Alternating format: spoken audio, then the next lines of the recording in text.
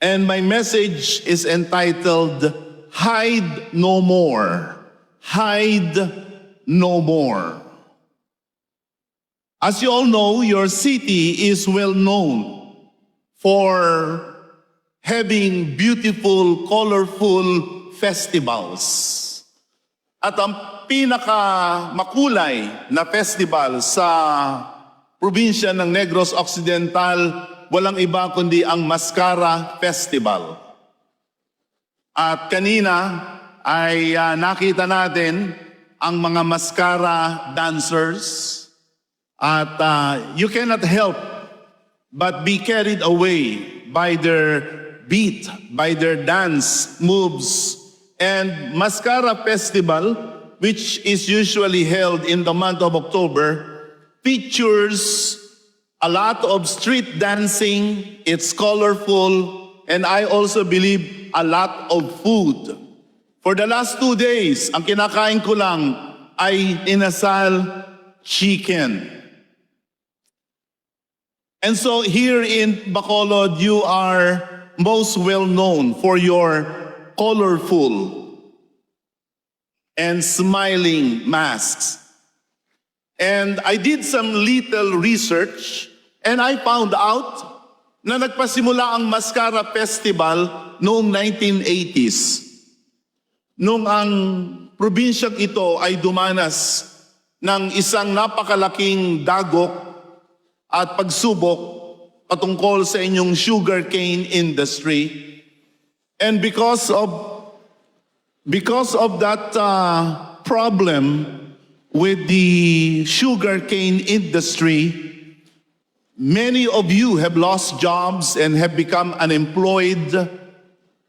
And on top of that, there was this tragic freak collision of MV Don Juan when it collided with an oil tanker.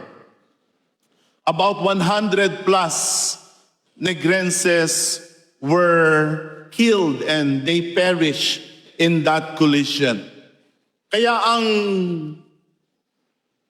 kapaligiran noon sa ating probinsya ay kalungkutan, kasipayuan.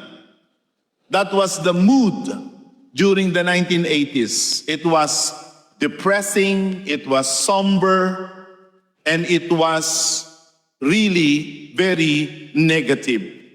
And so in order to lift the spirits of the province, the local government units and the mayor back then decided to hold a series of festivals, which we now know as the Mascara Festival, para i-uplift ang inyong spirit. At prominent sa Mascara Festival are the smiling masks. And that is what is most prominent in Mascara Festival. The mask symbolizes your resilience. It symbolizes resilience. It is a way to uplift the spirits of the Negrenses.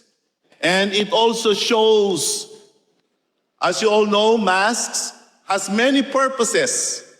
Maraming layunin. During the COVID-19, all of us wore masks. Although in the United States, many protested about wearing masks.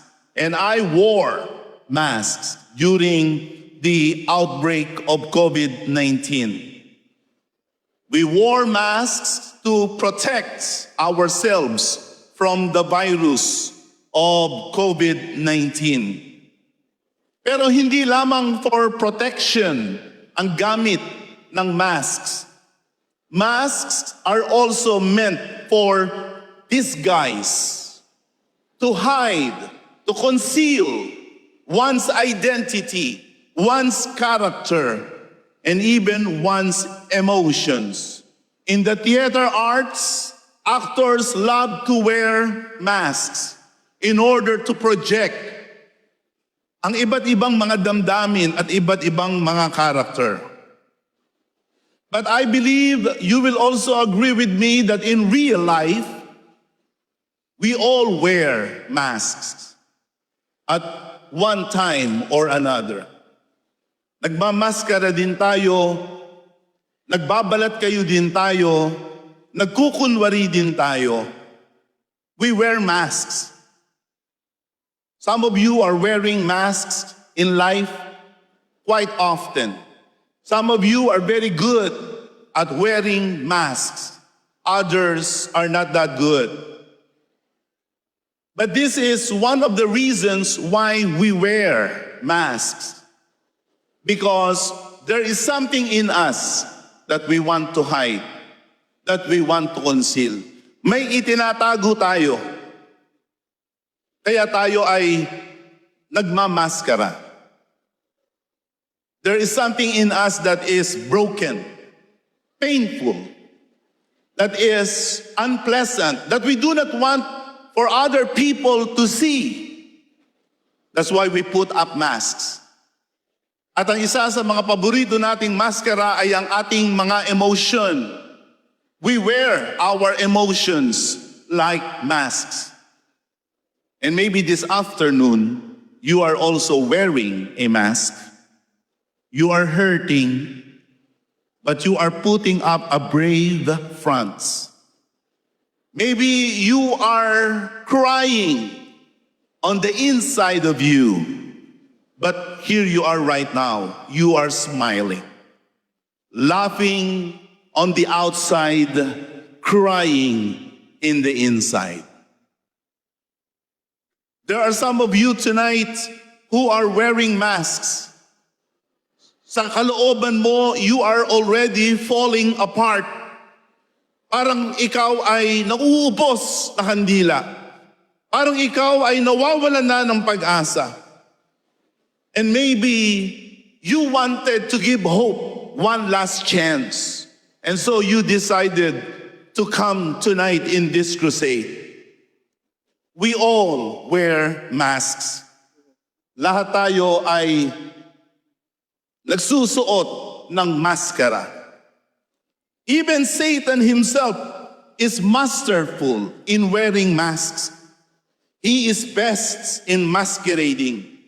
In the book of 2 Corinthians chapter 11, verses 14 and 15, no wonder Satan himself masquerades as an angel of light. Si Satanas daw ay nagkukunwari, nagbabalat kayo na isang anghel ng kaliwanagan. Kahit si Satanas ay hari ng kadiliman, kaya niyang magbalat kayo, kaya niyang magmaskara, gaya ng isang anghel ng kaliwanagan. In the next verse, it also says there, it is not surprising then if his servants also masquerade as servants of righteousness. May mga kampon si Satanas. May mga tao na ang kanilang ginagawa ay ang gawain ni Satanas. In the book of Matthew in chapter 7 in verse 15, it says there that watch out for false prophets. They come to you in sheep's clothing, but inwardly they are ferocious wolves. Hindi lahat ng ating napapakinggan sa social media ng mga mangangaral, ng mga pastor, ng mga religious leaders ay galing sa Diyos. Mismo ang Panginoong Jesus ang nagsabi na mayroong mga hidwang mga mangangaral at mga hidwang mga propeta. Sila talaga ay mga lobo, ferocious wolves, mababangis na mga lobo. Subalit sila ay may damit na gaya ng tupa. That's what Satan does. Satan is a cheater, deceiver. Magaling magkunwari, magaling magbalat kayo. Si Satanas upang siya'y makapandaya. In the book of John chapter 8 in verse 44, it says there, you belong to your father the devil, and you want to carry out your father's desires. He was a murderer from the beginning. That's what Satan does. Satan kills. Satan murders. Yan ang trabaho ni Satanas, pumapatay. Siya ay pumupuksa. At ang sabi, when he lies, He speaks his native language. He's a liar and the father of lies. Pansinin niyo si Satanas. Ang kanyang lengguwahe, ang kanyang dialect ay kasinungalingan. Satan, ang kanyang native tongue is none other than lies. Every time Satan opens his mouth, all he speaks and everything that comes out from his mouth are none other than lies, lies, lies, lies, lies. He will deceive you with his false and empty promises. That's why you do not believe Satan. But then again, Satan is very good at deceiving us. A lie is something that gives the appearance of truth. One of the favorite masks that Satan wants us to wear is the masks of religion. Yan ang gustong-gustong papaniwalain sa atin ni Satanas na kapag may relihiyon na tayo, ay hindi na natin kailangan ng Diyos. At kung tayo ay may relihiyon, ay malapit na tayo sa Diyos. Do not ever think that Satan is an atheist. Satan is not an atheist. Satan is not a leftist nor a communist. Satan is the most religious person and being. Yun nga lang ang paniwala ni Satanas ay siya ang Diyos at siya ang makapangyarihan sa lahat. Hindi siya naniniwala sa Diyos na makapangyarihan sa lahat. And Satan wants us to believe that if we have already a religion, we are good enough to go to heaven. May isang lalaki, ang tawag sa kanya ay si Nicodemo. Siya'y relihiyosong.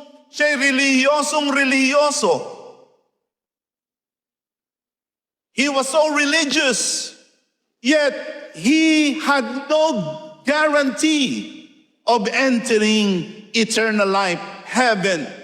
Sapagkat kahit siya relihiyoso, ay wala siyang karanasan na siya ay maipanganak na muli. And that's how you enter the kingdom of God. You need to be born again. You do not need to necessarily be part of a religion. Religion can be good at one point, but it can never substitute for the experience of born again. The Bible says that unless one is born again, he cannot see the kingdom of heaven. Tonight, you must be born again. Tonight, you must receive Jesus in your heart. You must believe in him for who he is. If you will believe, if you will trust in Jesus as your Lord and Savior, you will be born again. The second mask Satan wants us to wear is the mask of morality. Ang maskara ng moralidad. That's the second mask that Satan wants us to wear. Go ahead, be a do-gooder. Be a law-abiding citizen. Sige, magpakatino ka. Sige, maging mabait kang tao. Again, I do not have anything against morality. Morality is good. It is essential in our lives. But then again, you cannot use morality in order to gain a good standing before God. You cannot wear morality as a mask and present yourself before God at sabihin natin, Diyos, tingnan mo, ang bait-bait ko. Diyos, tingnan mo, ang tinu-tinu ko. I want you to know that it is not morality that necessarily saves us. Again, speaking of Satan, Satan knows morality. Alam ni Satanas ang lahat ng tama, lahat ng matuwid, lahat ng kalooban na mabuti, alam ni Satanas. Subalit ang hindi magawa ni Satanas ay sundin yon. You may be someone who knows morality. You know what's good and what's not. You know the do's and don'ts. But knowing what's right, having it in your head, doesn't mean that you are already good. Because Satan himself is like that. The book of James, chapter 4, verse 17. If anyone knows the good they ought to do and doesn't do it, it is sin for them. Yung nakakaalam ng tama, yung nakakaalam ng mabuti at hindi ginagawa, sila ay nagkakasala. Halimbawa, alam nyo na dapat makinig ng mabuti. Hindi kayo nakikinig, nagtutulog-tulugan kayo. Nagkakasala kayo. Yung tingin ng tingin sa relos, nagkakasala kayo. But you get the point. Hindi yung pagkaalam ng totoo ang magdadala sa iyo sa Diyos, ang maglalapit sa iyo sa Diyos, ang magliligtas sa iyo. It's none other than the work of Jesus Christ. Our religion, our morality, as good as they are, but they cannot save us from our sins.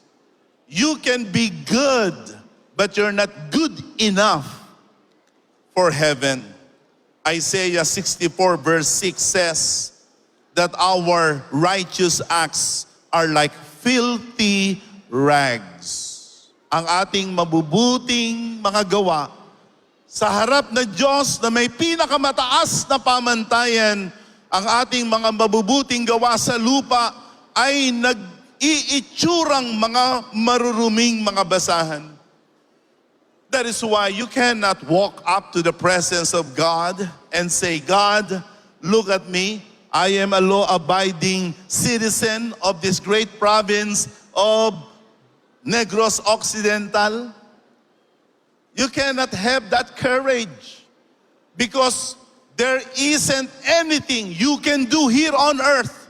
Wala kang magagawa dito sa lupa na tama na magiging katanggap-tanggap sa Diyos at magdadala sa iyo sa kaligtasan. There is only one way for us to be saved, and that is to put our faith in Christ Jesus. Because Jesus is the only way. He is the only truth. He is the only life. He is the only righteousness that we must know. And then there are other masks that Satan wants us to wear. Ang maskara ng kapangyarihan, ang maskara ng kayamanan, ang maskara ng pagiging tanyag.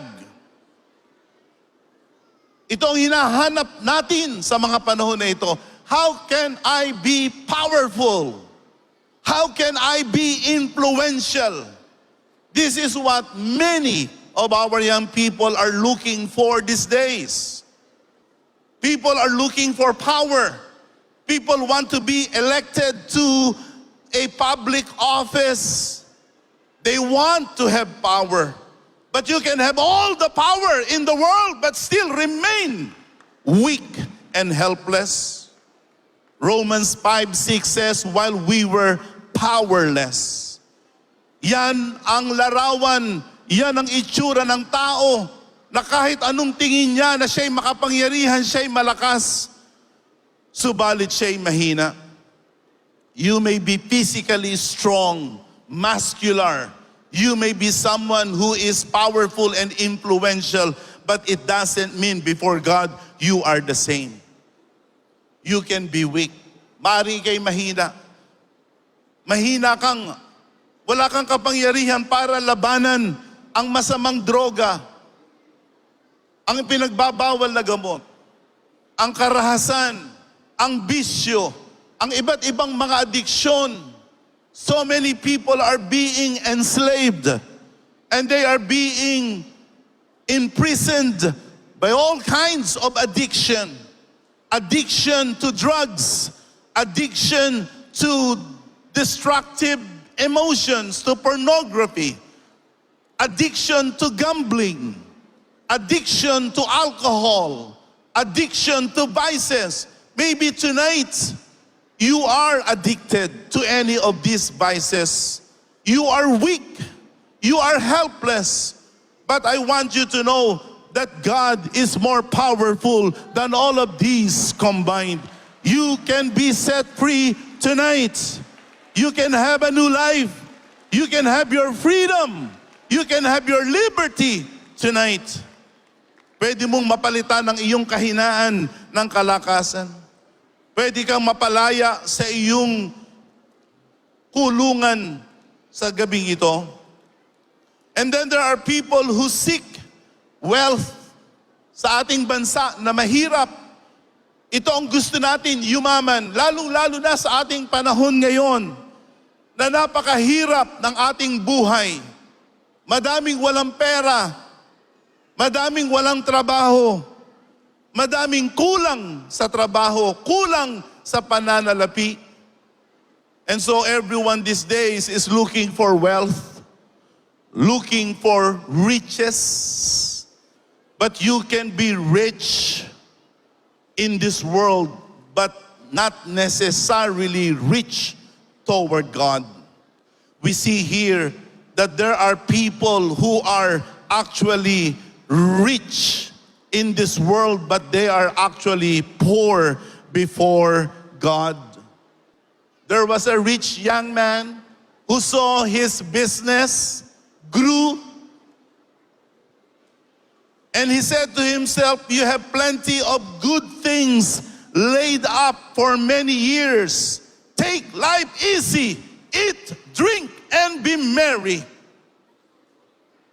But that night, he died.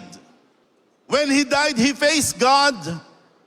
Humarap siya sa Diyos at ang sabi ng Diyos sa kanya, ikaw na haling na binata, you are a foolish man. That is how it is for a man who is rich in this world, but is poor towards God. Maring ikaw ay mayaman, but hindi nangangahulugan na ikaw ay mayaman sa Diyos. God said, you fool, this very night, your life will be demanded from you. Ikaw ba ay kagaya ng ganitong taong mayaman? Pero sa harap ng Diyos, ikaw ay pulubi? Maganda ba ang iyong buhay? Pero sa iyong spiritual na kalagayan, ikaw ay squatter, ikaw ay pulubi, ikaw ay yagit? It is so possible.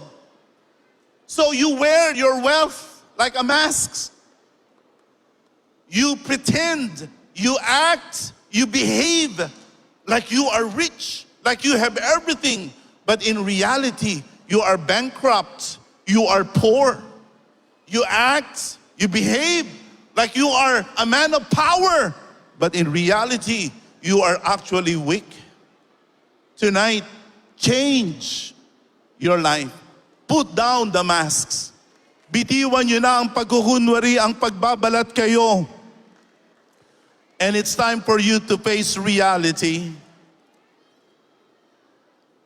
We do not want to put down our masks because truth can hurt and truth can be unpleasant. Before God, you cannot put up a mask. Before God, you cannot put up a front, a facade. Hindi ka pwedeng magbalat kayo sa harap ng Diyos. Hindi ka pwedeng magkunwari sa harap ng Diyos. Sapagkat sa kauna-unahan, in the first place, bakit ka magbabalat kayo, bakit ka magkukunwari sa Diyos, gayong ang Diyos ay nagmamahal sa iyo, ang Diyos ay nagmamalasakit sa iyo. You can come before God with everything and with all that you are. Hindi mo kailangang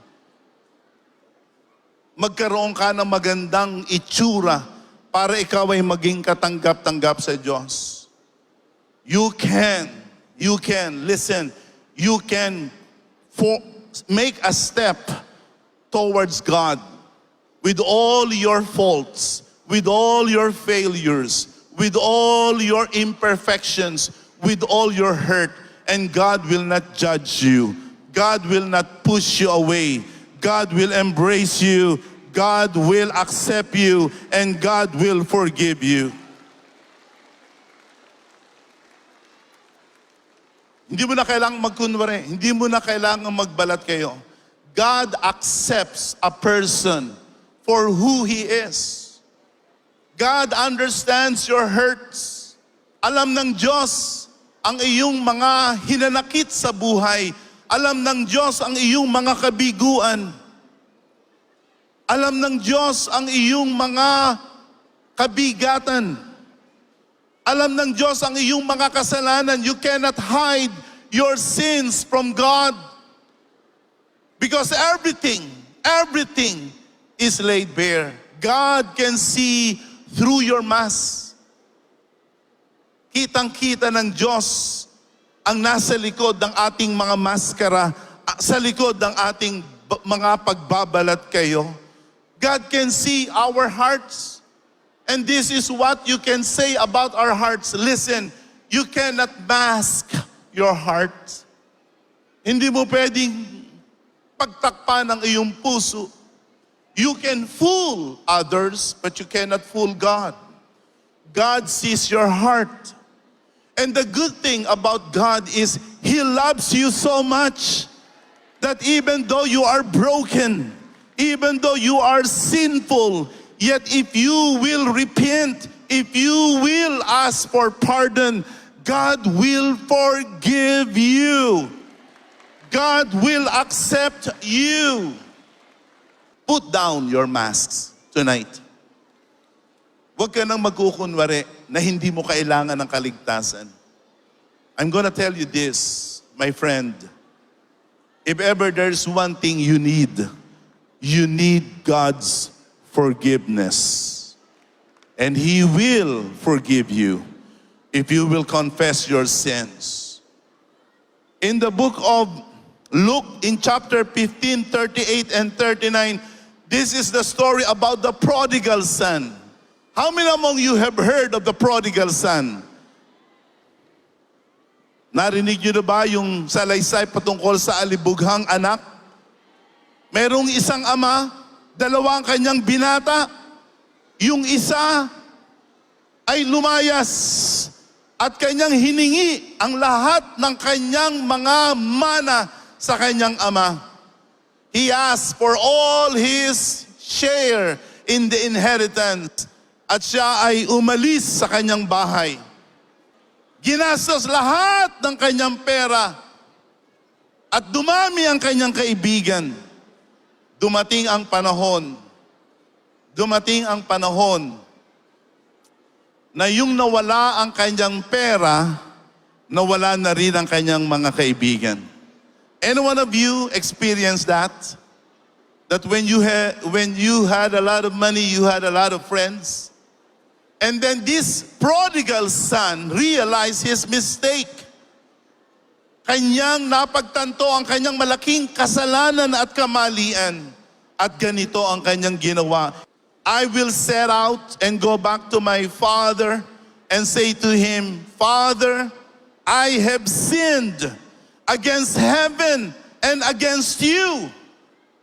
You will observe how humble the prodigal son was. How humble he was, how contrite he was. Talagang nagsisi ang alibughang anak. And then in the next verse he says, I am no longer worthy to be called your son. Make me like one of your hired servants. And so, you know what the prodigal son did?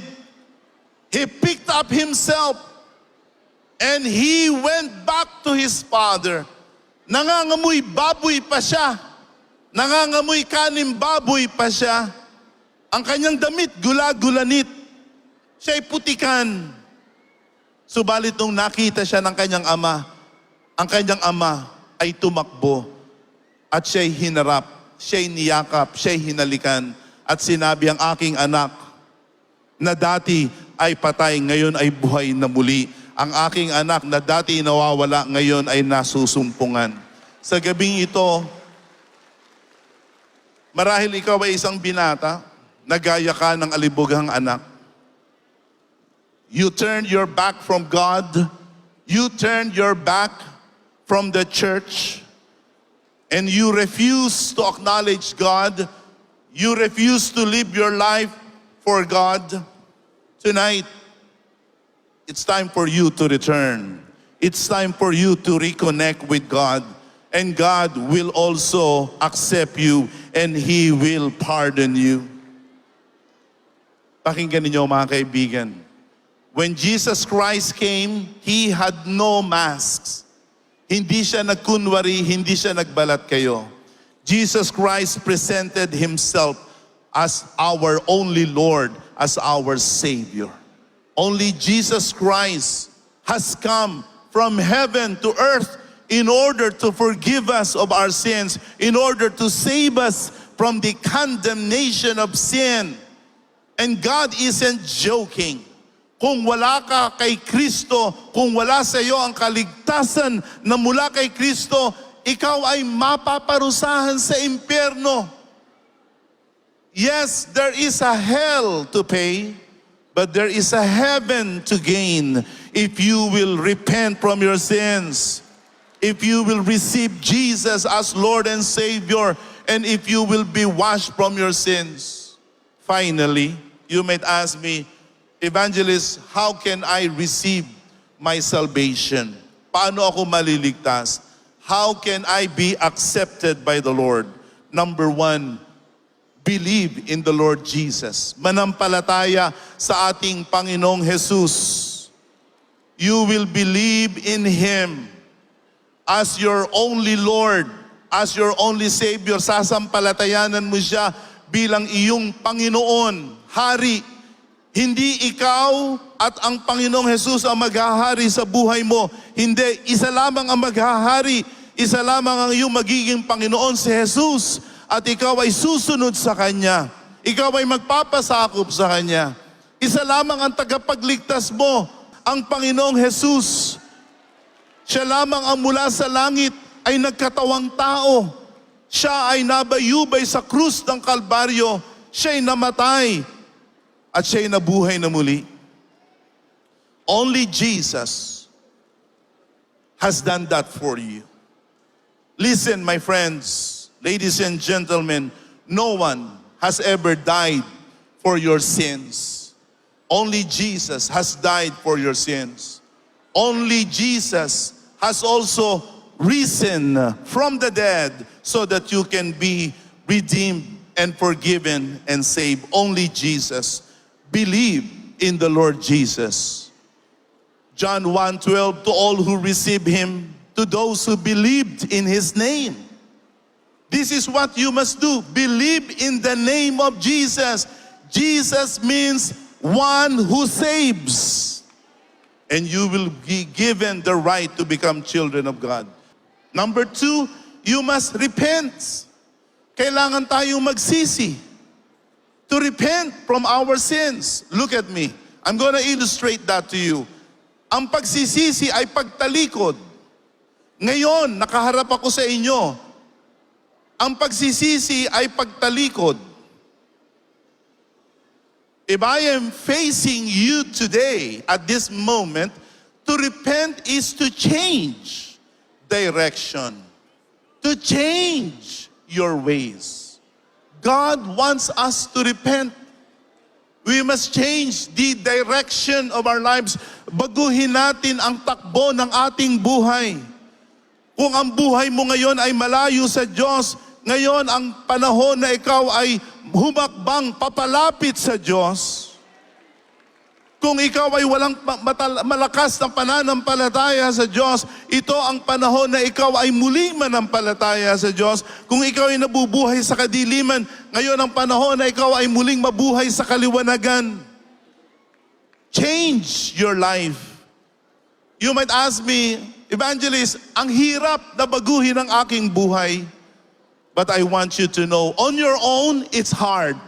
It is hard to change your life. But then again, you are not alone. God is gonna be with you. The power of God is gonna be with you. And the Bible says, for whom the Son has set free is truly free indeed. You can be set free. You can change your life. You can repent. Pag ikaw ay magsisi, the Bible says, the times of refreshing will come from the presence of the Lord. You will live a life that's gonna be better, more prosperous. Repent. Change your mind, your heart, your life towards God. And lastly, be baptized. Magpabautismo. What is baptism? The act of baptism, you're gonna see that right now on the LED. Baptism is when you are put under water. Yan ang itsura ng bautismo. Ikaw ay ilulubog sa tubig at ikaw ay iaahon. Paglubog mo sa tubig, iyon ay naglalarawan na yung lumang ikaw ay inilibing na at namatay na. At kapag ka ikaw ay iahon, yon ay naglalarawan na ikaw ay may bagong pagkatao na. The Bible says that when you are baptized, you are like dying with Christ and you are like living with Christ. Baptism is an important part of our salvation. Mark 16:15-16. The Bible is clear as to the work of baptism. Go into all the world, preach the gospel in all creation, baptize them in the name of the Father, the Son, and the Holy Spirit. Whoever believes and is baptized will be saved. In the book of Acts chapter 2 verse 38, it says, repent and be baptized for the forgiveness of your sins. Mapapatawad ka sa iyong mga kasalanan sa bautismo. At pag ikaw ay mapatawad sa iyong mga kasalanan, that's what it says. You will receive the gift of the Holy Spirit. The Holy Spirit. The Holy Spirit. Yung banal na Espiritu, ibibigay sa iyo. Kaya ikaw ay makakapamuhay ng banal. Makakapamuhay ka na ng tama at wasto sa harap ng Diyos at ng tao sapagkat tatanggapin mo ang kaloob ng Espiritu Santo. Would you like to be forgiven of your sins? Would you like to receive the gift of the Holy Spirit? Then be baptized.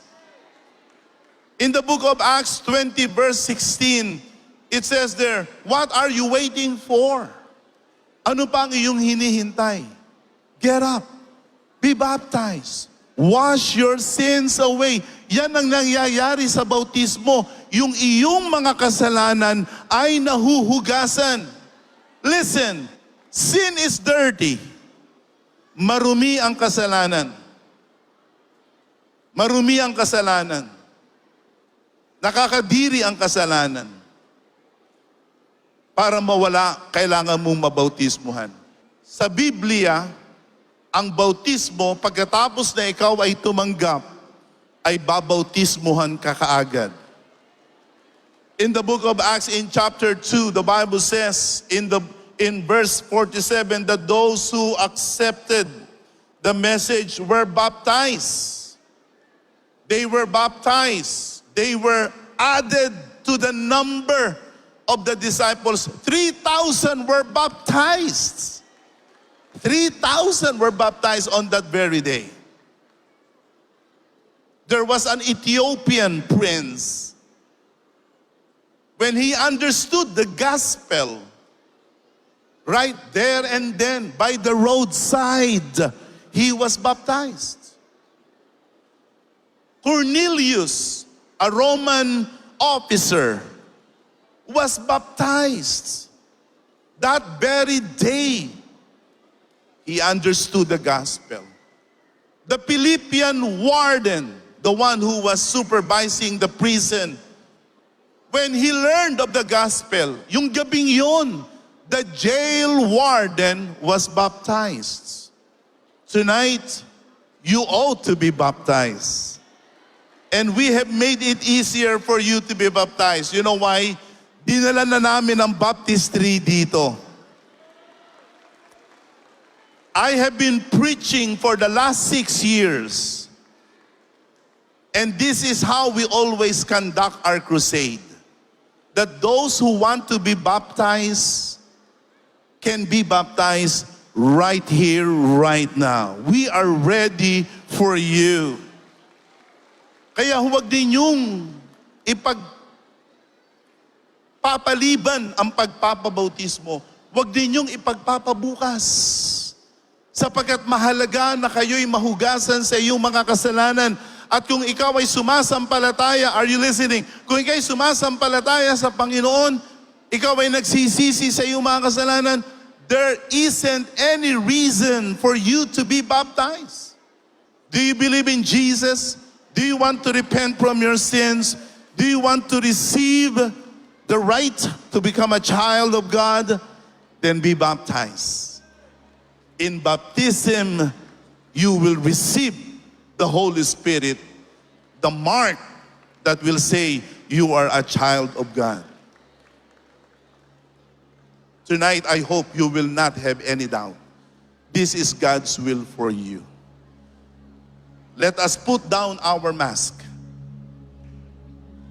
God perfectly understands you. Kahit sino ka pa man sa gabing ito, kahit ano pa man ang iyong ginawa, let us stop pretending. Just stop. Will you stop pretending that you are someone you are not? We are all sinners. God wants us to be forgiven, and He is willing to forgive us. Pray this prayer with me. Ama naming Diyos, Amay nga langit, sumasampalataya ako nagatuo ako sa iyong bugtong na anak na si Jesus sa imong bugtong nga anak na si Jesus.